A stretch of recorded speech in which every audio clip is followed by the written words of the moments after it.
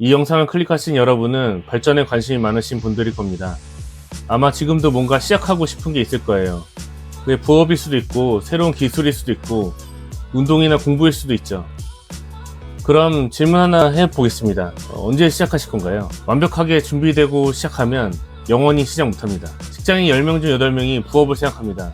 그런데 실제로 시작하는 사람은 5%, 나머지 95%는 생각만 할 뿐입니다. 왜 그럴까요? 돈을 버는 건 미지 세계를 개척하는 거니까요. 새로운 기술, 새로운 사업, 그리고 실패의 가능성, 두렵죠. 그래서 안 합니다. 그런데 실제로 돈 버는 사람들은 뭐가 다를까요? 준비가 완벽해서? 아닙니다. 자본이 많아서?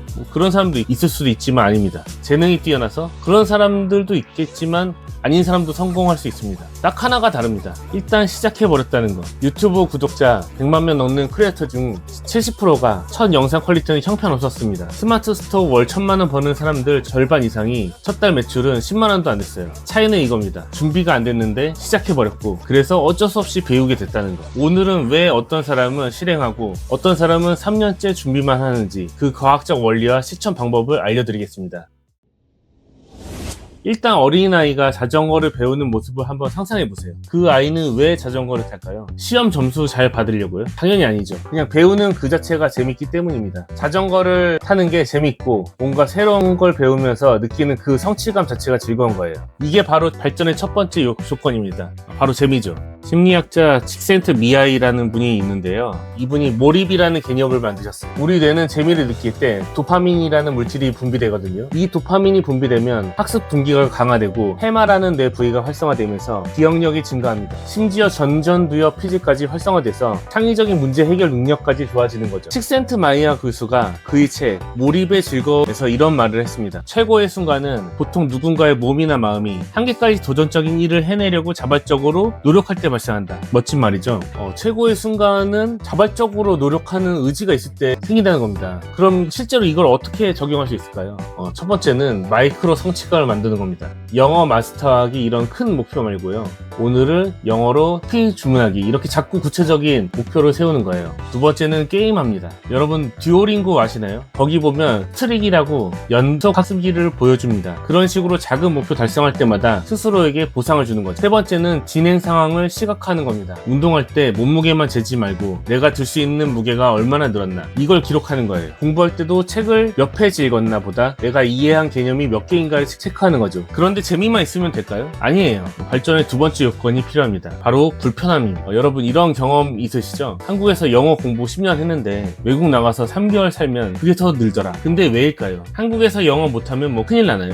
안 나지 않습니까? 근데 외국에 나가면 달라집니다. 내가 영어를 못하면 진짜 밥도 못 사 먹어요. 화장실이 어디 있는지 못 물어보고 길을 잃어버리면 집에도 못 가고, 아니 죽는다는 건 좀 과장이지만 최소한 엄청 불편한 상황에 처하는 거죠. 그 정도가 돼야 진짜 배우게 됩니다. 신경과학자들은 이걸 적응적 흥경가소성이라고 불러요. 생존 위협 상황에서는 편도체라는 뇌 부위가 활성화되면서 집중력이 극대화되고 코티졸이라는 스트레스 호르몬이 적절 수준으로 분비되면서 기억력이 강화됩니다. 심지어 우리 뇌 신경 연결망이 빠르게 재구성되면서 새로운 기술을 엄청 빠르게 습득하게 되는 거죠. 찰스 다인이 뭐라고 했냐면 인간은 필요에 의해서만 배운다. 그것이 생존의 법칙이다. 정말 맞는 말입니다. 재밌는 건 우리가 생존에 필요한 만큼만 배운다는 거예요. 예를 들어서 외국에서 마트에서 일하는 사람은 마트에 쓰는 영어만 배우게 됩니다. 간호사는 의료 영어만, 변호사는 법률 영어만 배우게 되는 거죠. 회사도 마찬가지예요. 일반 공무원이면 한글, 엑셀 정도만 쓰게 되고 코딩하는 회사에 들어가면 코딩을 배우게 되고, 영상 편집 회사에 있으면 영상 편집을 배우게 되는 거죠. 우리는 내가 필요한 정도의 스킬만 항상 배우게 됩니다. 그럼 이걸 어떻게 실생활에 적용할 수 있을까요? 첫 번째는 환경 디자인입니다. 제임스 클리어가 쓴 아주 작은 쌀의 힘이라는 책 보면 나오는데요. 환경이 행동을 결정한다는 원리입니다. 코딩을 배우고 싶으면 코딩 없이는 해결 못하는 프로젝트를 시작하는 거죠. 운동을 하고 싶으면 PT를 끊거나 운동 친구와 약속을 잡는 거예요. 영어를 배우고 싶으면 영어만 쓰는 온라인 커뮤니티에 가입하는 겁니다. 두 번째는 돈을 거는 겁니다. 행동 경제학 연구를 보면 손실 회피 성향이라는 게 있어요. 환불 안 되는 수강료를 결제하면 출석률이 73% 30%나 증가한대요. 운동 안 하면 벌금 내는 앱을 쓰면 성공률이 2배나 올라간다고 합니다. 세 번째는 공개 선언이에요. SNS에 목표를 공개하면 사회적 압력이 생기잖아요. 스터디 그룹에 참여하면 또래 압력이 적용하고요. 매주 진행 상황을 리포트하면 책임감이 강화되는 거죠. 그럼 왜 이 두 가지가 다 필요한 걸까요?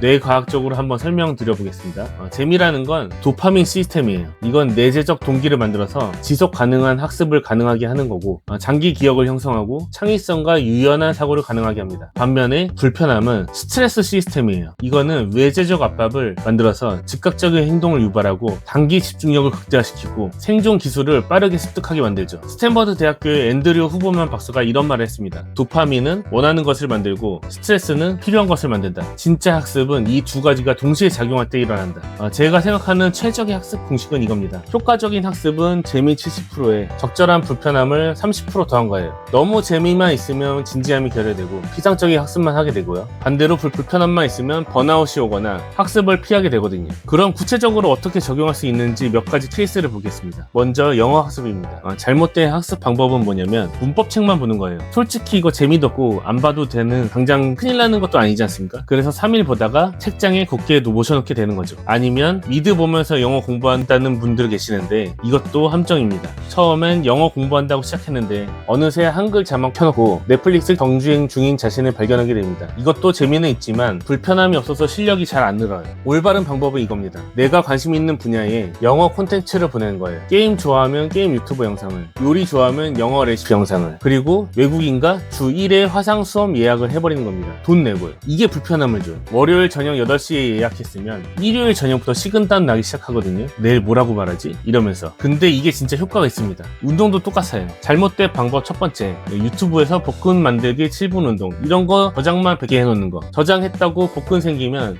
저는 벌써 식스팩이 있겠죠. 올바른 방법은 먼저 내가 좋아하는 운동을 찾는 거예요. 중요한 건 운동이 아니라 내가 좋아하는 운동입니다. 내가의 방점이 찍혀 있는 거죠. 그 다음에 PT나 그룹 수업을 등록해버리는 겁니다. 3개월치를 한 번 결제하고 그럼 안 가면 돈이 날아가잖아요. 이게 불편함이에요. 그리고 같이 운동하는 친구가 생기면 안 가면 카톡이 오거든요. 이것도 불편함이죠. 근데 이 불편함이 결국 나를 운동장으로 끌고 가는 겁니다. 마지막으로 코딩입니다. 잘못된 방법은 강의만 100시간 듣는 거예요. 이건 수동적인 학습입니다. 아니면 혼자서만 공부하는 것도 있는데 이러면 피드백을 받을 수가 없어요. 올바른 방법은 이겁니다. 제가 한 방법인데 내가 만들고 싶은 앱이나 웹사이트를 정하는 거예요. 이게 재미를 주고, 그리고 코딩 부트캠프나 스터디에 참여하는 거죠. 이게 불편함을 준 건 나아가서 작은 프리랜서 프로젝트를 추진하는 거예요. 이게 생존과 직결되는 거죠. 돈을 벌면 재미를 느낄 수밖에 없습니다. 자, 그러면 이게 진짜 핵심입니다. 돈 버는 것? 여러분이 가장 궁금해하시는 부분이죠. 일단 재미를 찾아야 합니다. 내가 관심 있는 분야, 내가 잘할 수 있는 것부터 시작하는 거죠. 예를 들어 요리를 좋아하면 밀키트를 만들어서 팔아볼 수도 있고,